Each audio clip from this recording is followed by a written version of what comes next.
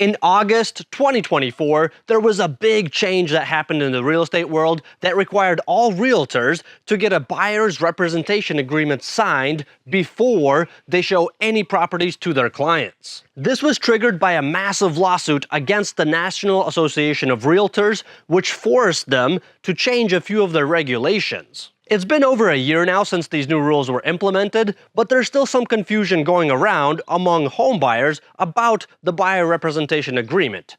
Confusion that I hope to clear up by the end of this video. The first thing that I want to clarify is that the BRA, which is short for Buyer Representation Agreement, is sometimes called by different names, such as Buyer's Rep, Buyer Broker Agreement, Buyer Agency Agreement, or Buyer's Broker Service Agreement. All of these are referring to the same document. They are not a few different forms. Now that I cleared that up, what is this agreement that needs to be signed, and what is it for?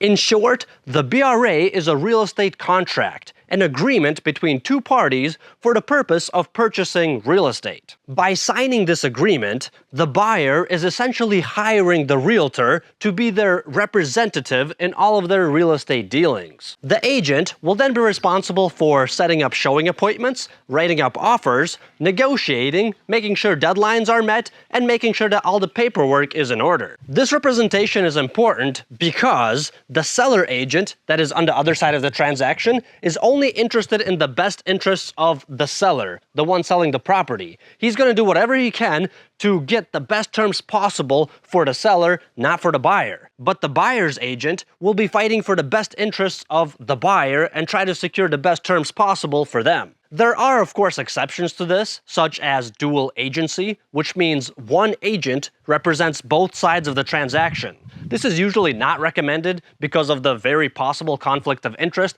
and some states even outright prohibit this. Also, buyers and sellers are not obligated to hire a real estate agent to buy or sell property, in which case they would be representing themselves. The BRA is basically an upfront disclaimer of the terms and conditions between the buyer and the realtor that they're hiring. The main purpose of this contract is to make sure that the terms and conditions are clear and understandable to the buyer before they start working with that realtor. The most important parts of this agreement explain how the agent is compensated and what the commission percentage will be, location of the agreement, the area where you plan to buy real estate, how long the agreement will last, how and when the contract can be canceled, dual agency disclaimer if dual representation is happening, and legal rights and disclosures. These contracts or agreements may seem a little intimidating, but they don't lock you in and obligate you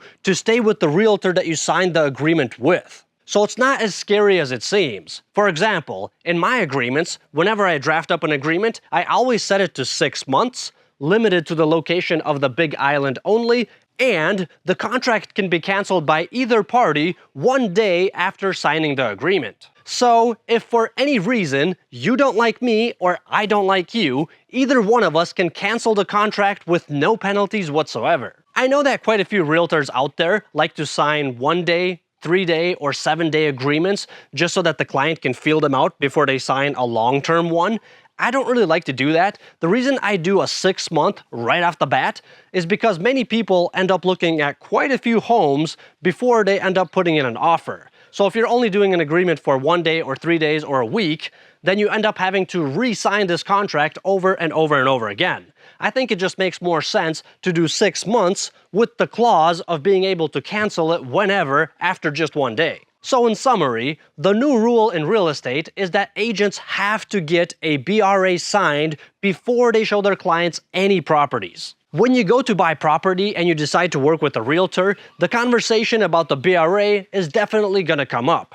Personally, I think that the most important part to check before signing that agreement is that cancellation portion. What are the terms of cancellation? If you see that an agent is trying to lock you in for 6 months with no option to cancel, I would definitely not sign that contract. I hope that all the things I explained in this video will help you better understand what you're dealing with when it comes to the buyer representation agreement. And on that note, if you're looking to buy property on the Big Island, you already know the terms that I have on my BRA, so make sure you reach out to me and I'll help you find the best deal possible. Thanks for watching this video, aloha and God bless.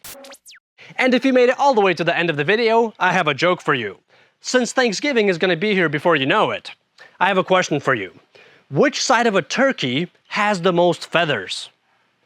The outside. Boy, I pity the calendar. Its days are numbered.